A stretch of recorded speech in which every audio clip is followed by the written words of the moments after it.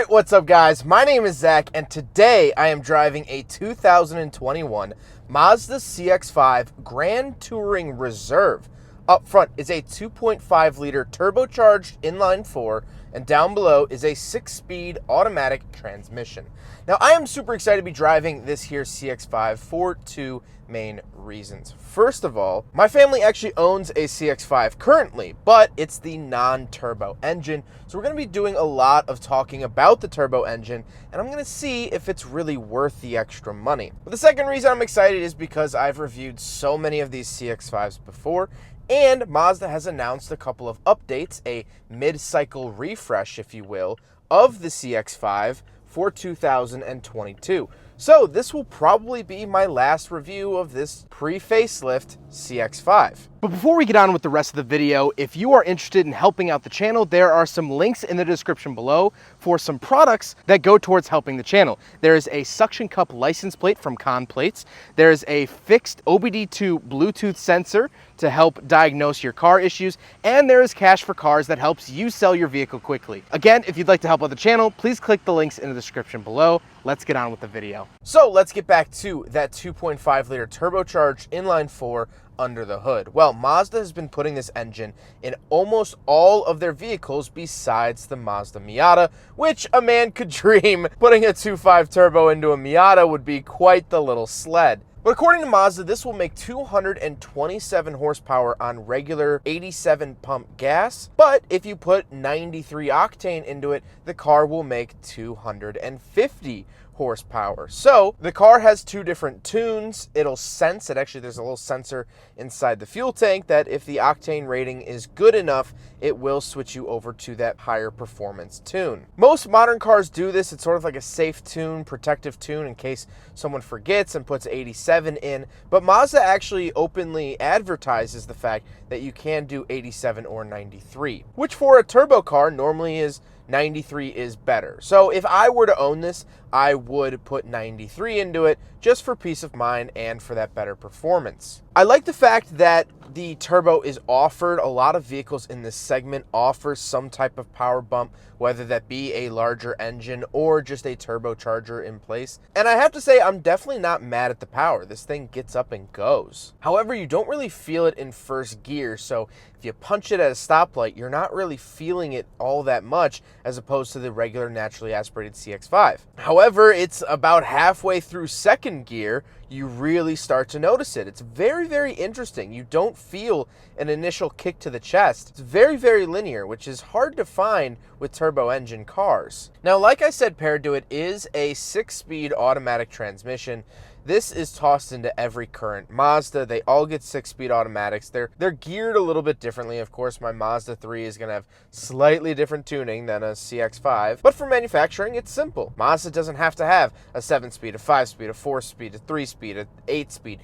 They just have 6 speeds. So logistically, it makes a lot of sense. Last but not least, this here CX-5 is all-wheel drive. However, for 2021, this will be the last year you can find a front-wheel drive CX-5 if that's something that you'd like. For 2022, they're actually dropping that for the US market, and you can only find them with all-wheel drive, which to me makes sense. The all-wheel drive systems in these cars are absolutely phenomenal. I have driven them through many a winters, and I love them. I call our personal CX-5 the tank when the snow starts falling here in Chicago, and it falls. There's no other car I'd want to be in than a CX-5 with some good winter tires. Before we actually even get into the interior, let's talk about the Grand Touring Reserve package. Well, the Grand Touring Reserve is the second to highest trim level you can spec on a CX-5. The only trim level that's higher is the Signature Edition. So this starts at $35,400, and the Signature starts right up around $37,000. And the only thing that this vehicle is missing from that Signature package is the 360 camera, parking sensors, attention assist, Mazda's navigation, the brown Napa leather, and real wood trim on the interior, and the traffic sign recognition software, which we'll talk about now with the interior of this CX-5?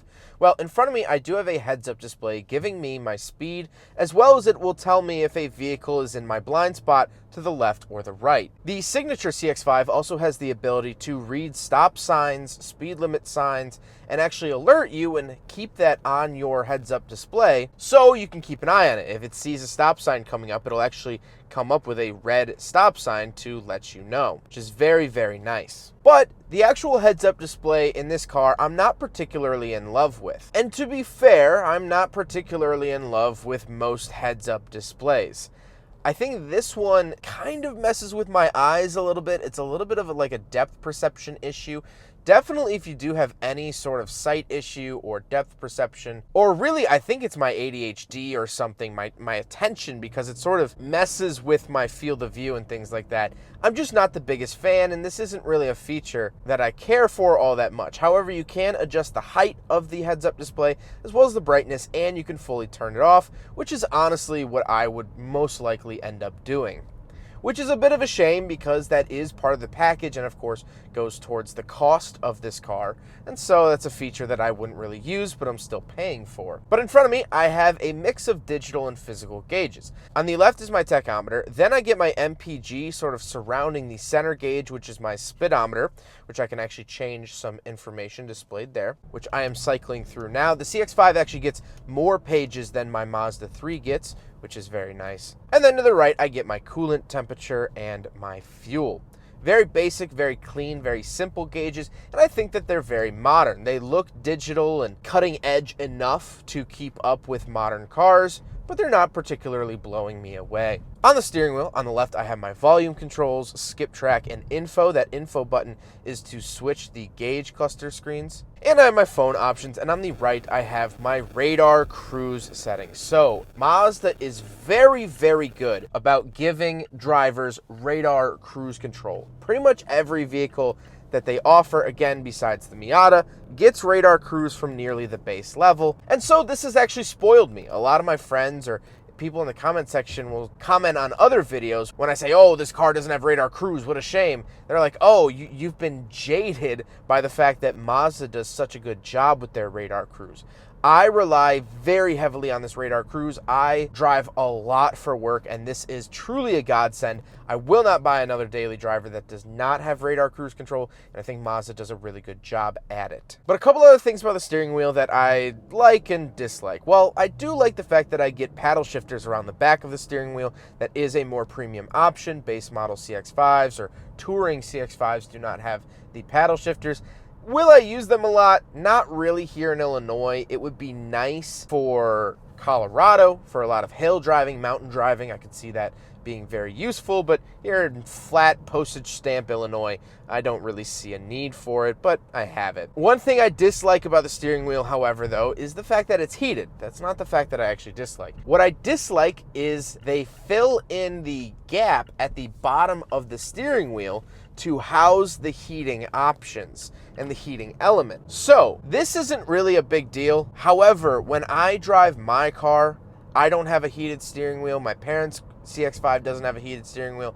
And so when I'm just cruising on the highway, I normally stick a finger or two through the center of the steering wheel and just rest my hand at the bottom. I've done this in my Mazda 3, the CX-5, as well as my 1985 Mazda RX-7 has the same slot at the bottom of the steering wheel. I wish that I still had that option here, but because of the heated steering wheel, I actually can't do that. So I'd actually honestly prefer the non-heated steering wheel.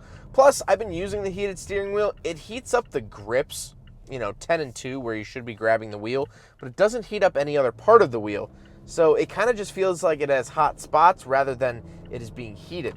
But nitpicky for sure. To the left of me, I have my power tailgate button. This does have power tailgate. I have my off-road mode and my lane keep assist on and off. Nothing really too crazy. And on the door, I have my lock and unlock, power mirrors, and my power windows. Moving into the center, let's talk some Mazda infotainment. Figured I'd start with the vehicle off to show you what the startup looks like. Little Mazda logo, and that's it. It does do this warning chime. All modern Mazdas do this chime when they start.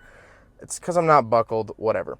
So let's actually talk Mazda infotainment. Well, first of all, this is the larger Mazda screen. The previous years of the CX-5 actually got a smaller touch screen. This is no longer a touch screen. So if you do want touchscreen capabilities, you would have to go to an older CX-5. But we can scroll through a couple things here. First of all, we do have information, fuel efficiency monitor, and serious travel link, things like that. Vehicle status monitor is really, really cool because it'll tell you when your next service is, maintenance details. You can come down here. You can get tire pressures once you are moving. You can actually see your tire pressures, which is very, very nice. And you can change those settings, of course. What I also like is the fact that you actually see a CX-5 here and not a Mazda 3 or any other Mazda product. A little bit of attention to detail. At least they programmed the thing to be different because this is essentially the same screen you'll find in the Mazda 3. Entertainment, of course, we do have the radio and things like that, but we do have Apple CarPlay and Android Auto here. Communication, of course, we can do phone settings and connect your phone. I don't need to do that. Navigation. Now, this is something that is a little bit upsetting. This is a Grand Touring Reserve, and yet it does not come with standard navigation. Now, it's a $400 option you can select if that's something that you want. You can get navigation for $400, or, as I'll talk about a little bit later, you can get an SD card off of Amazon for about 50 bucks. Just make sure that it is for your correct vehicle. Then I do have just settings, vehicle displays. This is like for my heads-up display. They call it the active driving display. These are all my features that I was talking about earlier. Sound settings, safety settings. One thing that I love about this car is that it does come with the Bose audio system that is 100% worth seeking out. I think it's a great sounding system personally, and just owning a Mazda 3 that doesn't have the system, I kick myself every single day for not trying to seek it out. Connectivity settings. I can also have a Wi-Fi hotspot if I would like to. However, I called Mazda about setting one up for my personal vehicle, and they said that they don't have anyone who knows how to work it. So don't rely on that, but I guess you could do it if you want to figure it out yourself. These are all just settings and things like that. One last thing we'll talk about with the center screen is the backup camera. Now, the backup camera is fairly clear. However, I do wish that when you turn the steering wheel, it would adjust the lines. It does not. It does not adjust your trajectory, unfortunately. Also, reserved for the signature is the backup sensors. Why this is reserved for the top tier, I don't know. Mazda is very, very sparse about giving vehicles backup sensors as well. So where it will actually beep when you're getting close to things. Proximity sensors. That's when you see those little circles on bumpers and such. That's what those are. And you don't get that on these cars until you pay a pretty penny, which in this case is $37,000. Then I have two climate control vents with the hazard switch in the center, and we start the climate controls. First of all, actually off to the left, this is a push to start vehicle. Very, very nice. Keep the key fob in your pocket. But then I have my switch for my heated steering wheel, like I just complained about earlier, and my climate controls. Very basic and simple here. They're very easy to see, very easy to read. There are kind of a handful of buttons, but you get a lot of features here, so I'm not complaining. I do have heated seats as well as ventilated seats, so that is something you get when you move up to the Grand Touring Reserve as opposed to just the Grand Touring or Touring. So I do have 3 different levels of heated and ventilated seats, which is very, very nice. Then I do get a 12-volt outlet, little cubby, and we come to the center shifter. Couple things I like, couple things I dislike here. Well, I like the overall look of it. I like the leather on top of the shift knob. I think it feels very nice, feels very premium. And I do get a sport mode to put the vehicle into a sportier mode. And it actually just tightens up gear shifts, gives you a little bit better throttle response, but that's about it. What I dislike down here is the fact that this is surrounded by piano black. And this has been a trend in cars recently. You know, a lot more modern cars have this sort of glossy black. And when it's cleaned up, it looks fantastic. But it smudges about 2 seconds after you clean it. So it never really stays clean, unfortunately. And I can plus minus the vehicle here as well if I don't want to use my paddle shifters. Below that, I have my power parking brake and auto holding brake. Again, auto holding brake, one of my favorite features in cars, and Mazda offers it on all of their vehicles, which is fantastic. Love that. Then I have my center joystick for the infotainment system. Again, I like this, has great tactile feedback, but again, these buttons tend to get dirty very, very easily. To finish this out, I do have a volume knob off to the right, which I think is really, really smart, and I have grown accustomed to in my Mazdas. I love having the volume knob down there. It's a more ergonomic place where I'm resting my hand normally, so I really, really like that. Then I do get 2 cup holders, so we will do a big friggin' bottle test, and the CX-5 fails the big friggin' bottle test. Here's to hoping that for some reason when they facelift this car next year, they for some reason put a bigger cup holder in it. I do have a little center console here with 2 USB ports, an SD card, so if you do want Mazda navigation, that's where you would put the navigation SD card, and you can find them on Amazon. Just make sure it's vehicle and year specific. I ordered one for my Mazda 3, it was for a CX-30, and it will not work, so just keep that in mind. If you want to add that to your vehicle, you could find them for like $50, which is way better than the $400 that the dealership wants. But getting back to that, I do have a 12-volt outlet in here as well, which does run off the battery, which is very, very nice. So if the car is off, you can still charge your mobile device when you take your walk, go into a restaurant, whatever it might be. However, just remember this will run directly off your battery, and if you have it plugged in for too long, it could drain it to the point where the car won't start. So again, just keep that in mind. Now we got to talk about the seats. The seats are true leather. If you go down to a base model CX-5, it's this weird mix of fake leather, which looks nice, but it's fake leather, and sort of cloth insert. This has the true leather. However, this is not the top trim Napa leather. So you get a couple seating options here in the CX-5. Like I said, heated and ventilated, as well as these are memory seats, which is a very nice feature. Mazda is very, very timid about giving vehicles memory seats. You really got to go to the upper trim levels for that, and this vehicle does have it, which is nice to see. But speaking of seats, we do have back seats, so let's go do a back seat review. So we're in the back of the 2021 Mazda CX-5 Grand Touring Reserve, and a couple of things to note back here. First of all, I do have this fold-out center console, which isn't anything new for the CX-5, but I get 3 different levels of heated seats for the rear. Very, very nice here. And I do get this openable little storage compartment. You're not going to fit much in here, but I have 2 USB 2.1 amp chargers back here. So if you have kids or even adults and they want to charge their devices, they can do it right back here. And again, those are very nice perks of the Grand Touring Reserve. Seat room back here is pretty good. If you are looking between this or a CX-30, this is far and away way better than the Mazda CX-30 when it comes to rear seat room. Again, this is a larger chassis, where the Mazda CX-30 is actually based off of the Mazda 3 chassis, which of course is smaller, that little sedan hatchback. Other than that, the leather follows suit back here. I do have 2 climate control vents, and that's really it. Let's go take a quick look at the cargo space, and then we'll talk about the looks. So around the back, we do have a power tailgate. Of course, that is operated off of the key tag, as well as I do have a button up here that we'll be using to close it. However, once we're back here, I do have these nice buttons for putting down the second row. There you go. Okay. The driver's seat is a little bit back because of my seating position. That's why that one didn't go all the way down, but you do get a nice flat loading floor. I do get a 12-volt outlet back here. That is something I always look for, as well as that runs off the battery. So even if the vehicle is off, you could still use that 12-volt. I get this nice CX-5 embroidered pad down here, and we pop this up. You do get a donut spare tire, as well as this is actually the Bose subwoofer.